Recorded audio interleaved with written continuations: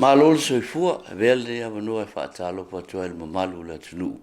O loo mawhai ona mai moa mai le nei Polokalame.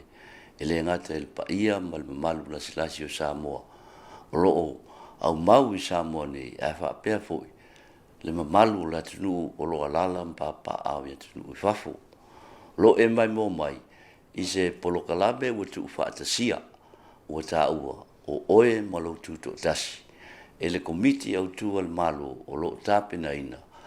whaamoemoenga mo le whaamanatuina o le ono se fulu tausanga talu o na TUTO'ATASI so tātou atunu mo le silafia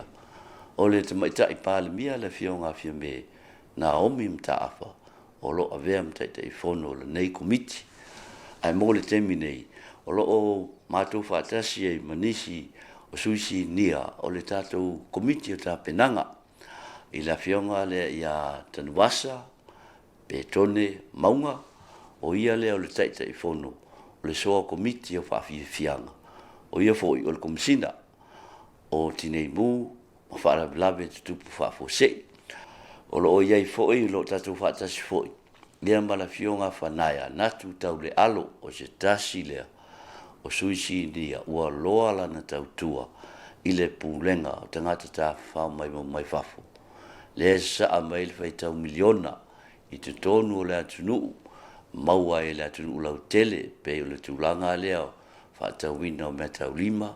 ia ma mea tau mafa ia e wha pefo I whalita le Mālō ai mo le temi nei a vele nei a wanoa e wha talo fatu ai lua fionga ia wha talo fatu no nai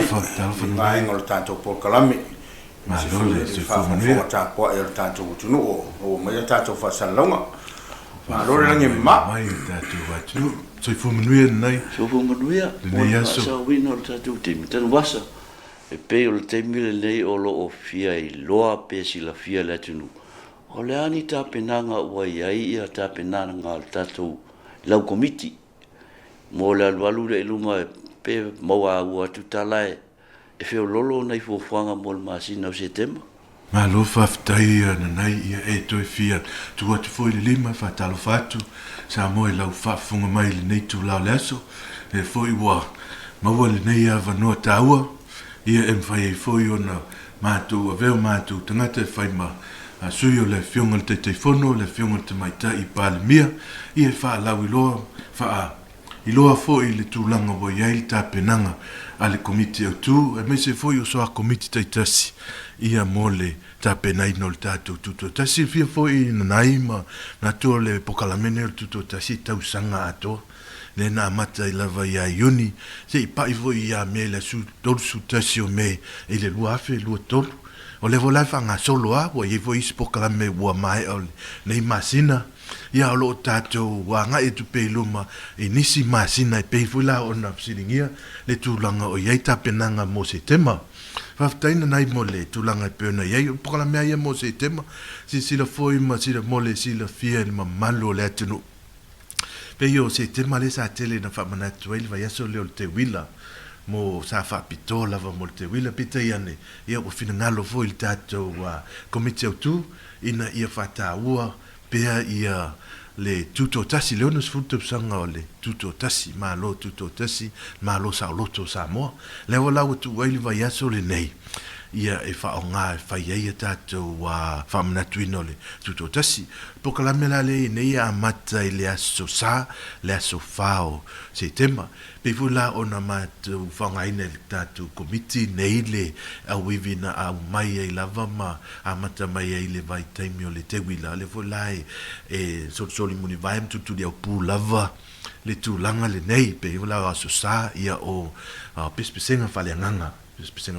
le o le alava fuila e whaatanuina Mālō ia pe le tūlanga nei ia ona o le anganga foi mawalunga le fionga le teitai fono ia o le tātou whata ua lava o le tātou ola whatuatua I le tūlanga ia I nei ono se futausanga tele ni tausanga o tātou waulia o le asala o pespesenga whaleanganga le foi la ua tōwhia iai po ua tusilima iai le komiti au tū ia whamtu lewa noa I tātou kolisi whawhaiwhi au. Voi lau kolisi Mālō, ia kolisi Piula, le kalesia metisi ia o le kolisi foi katoliko i momoa ia whapea foi ma le kolisi o al Nasareta i uloloa. Yo kolisi whawhaife au nei o leo bua lautongia whapea foi lama le au whaipese tu whatasi le kalesia o lau pa ia waso e ngatai. Io la tau la ria na to lima e kalesia nei to lima o leua fifilia ma lautongia. La tau te whatino ina pespesenga o le sa o le fon whamoe moe la le sa nai mo le silofia le tunu. Whamoe le o inei o whea tonu le pe whatau nuu. Malia le silia na nai o le tulanga tonu na o iai o le sa lea o le aso le mo inei i polu. Tino e foi la o leo bua fofoina mo le hola le tupulanga i mulinu e whatino e whamoe moe le sa. I le aso fuafuaga la ia o fuafuaga e amatai fo ia tatou pea na silafia na Mālō le tunu le na fasalau atu ia tulaga i faleaiga footstall faatau ai foʻi ia tulaga i me taulima ia maisi lava tulaga i sese o loo faatino pepei ona iai tausaga ua tuanaʻi ia footstall ia o foi la ia tatou tauvaga ia o maululu siva ia o loo faatino pe i le vai aso le amata le aso mafua e tulanga pe ona iai o le aso lua o le aso ono ia o lo fufole o le aso lea ua faapitoa mo le tatou motutele i salafai le fula ua umantu faatasi le pokalame mo salafai ma le faamoemoe ia e faatino ai le faamoemoe le i salafai so tatou motu i salafai le usoga pule i salafai o le a o tuai le faamanatuina i la le aso le faafetaitanu asa se toe foi le tite tu le tulanga le fale ainga ona ua faisi to tele o Mālō le tunu o lo fie lo po wai e faapsotai a wa bo ni tu unga ia ma Vaega ese foi le fai ona faatutua ia latu fale ainga a wa foi aso faamolmol ia fatai nai o le fofonga le wei o le vai aso fou le la amatai ona faatino fontanga mai latou umana le stala mai i tulanga o tatou fale ainga o tālonga fan games, o tātou tauwanga Mālō string bands, o tātou umaina restala mai, ia lewa ia le la amata dia le vai aso le aso ngafua, i laso lua pea e mai laso Mālō, ia tūlanga leo fontanga, nei loa i lea, o tātou stores, e a matalama stores i le aso sā, i le afiafio le aso sā e whātua, i nā lua tua i le vai aso atua, se ia pa i le aso whareili, i le aso iwa, o le va uma le fatino ai o tato stores fo i wait for fonga fatino i tua le tato vaenga fo i le pulengo tangata fa mai mo le lotoalia ia e o ina fatu mo tato sto e alu ala ka ko stores le vai aso atoa e nga i foi Polokalame sa vai pe on sa no ia tanu wasa ai fatino aka ko stores i nei tulango metaulima ia misio tele o tau ma for terminei ia o mo fast food o ka ko stores ma ai ono restala mai ia o le la au fai fo fafonga mai ia o le la vidi atu tato o mo se fien na yo nei ia le official palmia ma kapinita le na restala uma mai ia ono tulango le tupi ma e wa i le sau i le tato tupi ia le voi la fa so ta ia tu ia ona mai le se fai tutu unga tulango le tato tu Mālō tele ma le ia ma tapinino tato tau mafa lona winga mo i latou o loo finagalo e fai o latou faleaiga e faapesootaʻi mai le tagarenga le palemia ma le kapeneta ona galu e faatasi ai le ma le pulega ia o le taimi nei o le ua tapunia uma restala ua savali nei le vai aso tanu tapuni o le ila se toe restala mai o le ua tapuni i le ua loka i le tatou restala le fast food lea ia le la galu e faatasi ai le komiti atoa ia o loo tufaatasi ai le tatou mainga i o tatou stores tanu asa faamolmole lane na e le vaitau foi le ua tano i nai ma ua faalauiloa foi le faamoemoe le tatou komiti faagatama i le tai o le maua atu faamatalaga pe mo mo se faasilisilaga aloa ia i laumafioga le taʻitaʻi fonu o la se tulaga ua iai faisina leva i le toe mai moa le atunuu ma silasila Whaftaina nei mo le whafsiri tāua tele le tūlanga le nei, le foi na mana tō fia le soa komiti o tanga I foi tūlanga ni whaanga tama tai tunga waa e tai whanoi le whionga komsina o leo tunga ia o pāu longo I tino Filipo pe tai ene ia le wasa whasa lau whai whontanga ma I la tau fo I msui o whioanga se lava ia whioanga o lo o ia I pele tā leni po I ele nau tainga whatino ia la lea tūlanga nau tainga voi leo le whionga I le te whono ma le komiti au tuina I toi whawhangu mai lea whaangatama ma lea event tā ua I aso whailonga ino lea tunu. Lea lai sa ave foi le whasalonga ina ia Westala mai ia I la tau en whain whatino pita iane e ta puni le Westala ia na le tolu ia whioanga na mwhaipo au baa foi na mwhaio na Westala mai le volawa iai le finangalo le whionga ile te teifono ina ia tolopo tu atu I le tausanga ia tonu o tu iai ia ua sauni ma ready ia ma uma tapenaga I te tauna iai ia whioanga ne ia ma o tele voi ni sa ua sa niuni mo le whatinoina o le tūlanga lana ia ua le whatinoina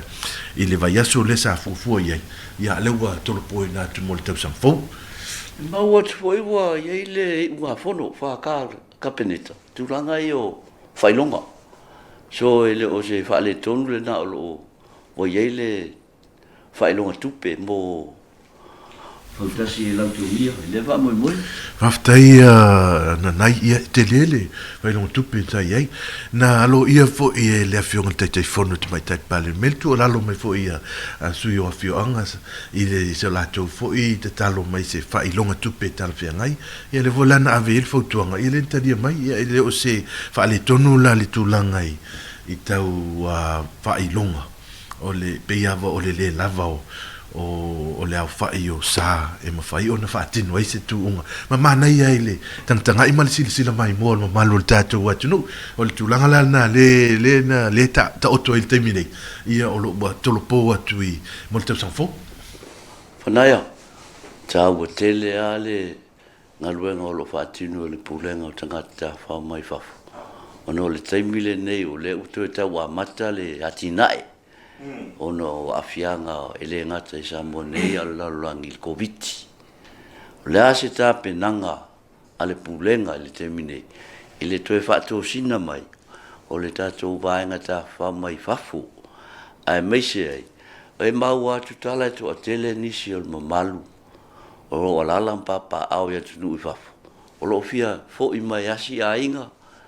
malanga mai e fia awai fo I whaamna tuina o le ono sefulu tausanga o le TUTO'ATASI. Ia,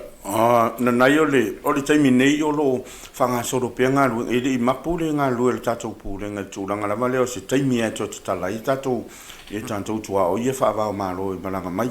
O le taimi nei o leo o tāpena le tātou pūle ngā o le I le tātou tauwanga fo I leo nuu mawhioanga. Tātou tanga I tā milo ato ia Samoa le taimi nei. Mutu atūlanga I sari teu hino nuu mawhioanga o le tauwanga lana le tāpena le tātou pūle ngā. A wātou tala ino tātou tangata malanga mai. Ia matamu whai koe whātou sinai ia tātou Mālō malanga mai. Ia o le vai aso la ma e vai aso la saune ia le aso yuntua. O le ia lua tātou wase singa muli le komiti ia o ina lai whaino lai se ia tātou tongi matu whaatasi ei. Na whai leo lau ngā tongi le vai aso leo le whaamoi mo le TUTO'ATASI. Le aso iwa le whaatino i le Polokalame le TUTO'ATASI. Whai lau ngā tongi. O ina lai tu whai whaelonga ia. O le si vaenga tāua ia o tamu whai whai tātou pūrenga. E ngā lulue ma wharitani Mālō. I le tūranga leo le whaapa uino a nātou tau. Ini tau tala whea ngai. I ongi package fo I o lo tamu whai TUTO'ATASI. E la vea i sauri whaalele. A la vea I mare alu le wharitani Mālō. Pe o le whai isi atunu. O lo ngā lulue e taimi o le wei inisi whatan Mālō ia o le whaiona lātou whaatino ina le tūranga lea I mana tamu whaile si itia tātou le whaile whaparangi o le meet and greet I o le malai wālele o le whaafeilo ina o tātou tangata I nei whaafifianga o le whaatosina inga ia kau ngu umarikangaka pe ia lau tau nuu ilo na inga pe a tau nuu umari le pārangi po le tourist ia pe e sau le leifo le tātou whaatarina pe o nei vaenga ia e mna o mie fo le lango le tātou tunu oi a wala var fa maina ia fa matango fier tātou tunu o Samoa. Nai o le tau tō mana tōtu, le vai teimi vo le leo tāpunia. Ia whi malanga inga. Sa pe sa mo le so soani fa le malo ile tulanga volele fa malo sia o ainga nei ai e no foi I fa le malo o fa wa le fa tosina ia o le taimine o lo fa wa o lo ia la to racing o lo fa pitoa mo tato locals le kako domestic le tourist I tato lava tangata ia o lo fa wa lava ia la to ia alo ia sine tau fa popo mo la to fo malanga mai fa ia ka wanga ia sine me fo le ka me ka ile ia le ta ko fa malo o no tulanga pa nga tia na ia fa malo e mo ia o le nga ia tato tangata ia o te ia nga inga le weekend ia ide on faina no foi se vai so atoa la o fati no va enga le o tele foi pa u mo le santa ma e terminei faftai ni te wo isen be wo se simta o po fi fa la ulo le terminei o al Polokalame ne o fa mo fai ve aso taitasi ma ne ana nai ia e leva nai vaenga ia to e fia fa I lo lava me se lava le fa fonga mai a fioanga I tu Mālō wala tungia tu langa ne fa fifianga o siva vivinga fa leanga no ia me se foi o siva fa leanga no ia ole vai so fo yo lo o fuafua anga ia tu lo ata tu wasi singa pe foi la na ia le ua lo ngoi natu ia le fai la tu sur fono ia ona ole so ta inga le nei lo so ta I lavai e suia fai pule tu Mālō le la ua lo ngoi naile fai la tu sur fono ina ia so ta ia sui fai pule ia me so fionga fai pule o tu Mālō I li taimi maso ua fuafua le soa komiti ia nga ia tua ia asia ia le tulanga I tapenaga o pese o viviinga fa le anga nuu a meso o viviinga fa loto I fale lava nuu mai tu Mālō fioanga mai tu Mālō ia fa pe foi ia alato siva ia I tulanga lana ia o lela alongo ina tuai o le fuafuanga foi ia le a komite autu ia ua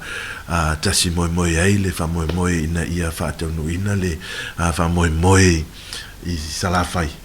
I le Malailo Prince Edward Park I Iva ia te talo toi foi le fioanga ia e mana ia la vale te mana ia wa ia Mālō mai fafo na nai io e Mālō mai fafo ia nga ia tu ia io ai o se awala mana ia mata mo fiere nei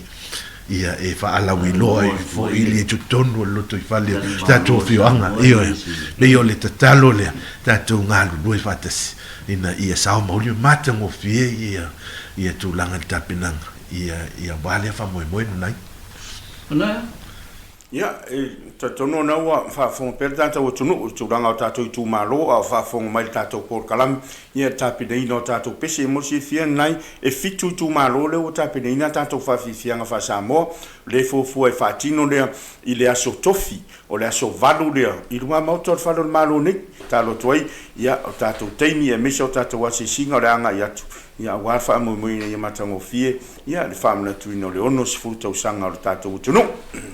avele ne avanua fa a moli tu fa Mālō I lua fionga el fa avanua lua taimi taua ono tel tonu e tele tuongia a wata penanga wale fa moi mole masina o se tema o se tel tonu foi o se lao le leile nei e fa ala ulo tu o se tamu fainga ale newspaper al savali male official so upo al Mālō e awala tulea ile tu fa tasia oni lo minga ia maniata pue videos mo ila to umana soifua mai ile tasiva o no lua o lo mafai o na faita wina mai mo ia ile atunu I lunga o penga ia le Mālō o le savali ia male official so upu po le government of Samoa mo nisi famtalanga fa so ta email telefoni lua ono tolu I valu le numero na telefoni lua ono tolu I valu ai mole terminei o le fai unga ile na o oe Mālō TUTO'ATASI se ia o lia le vai asfou ai mole terminei so I fuaia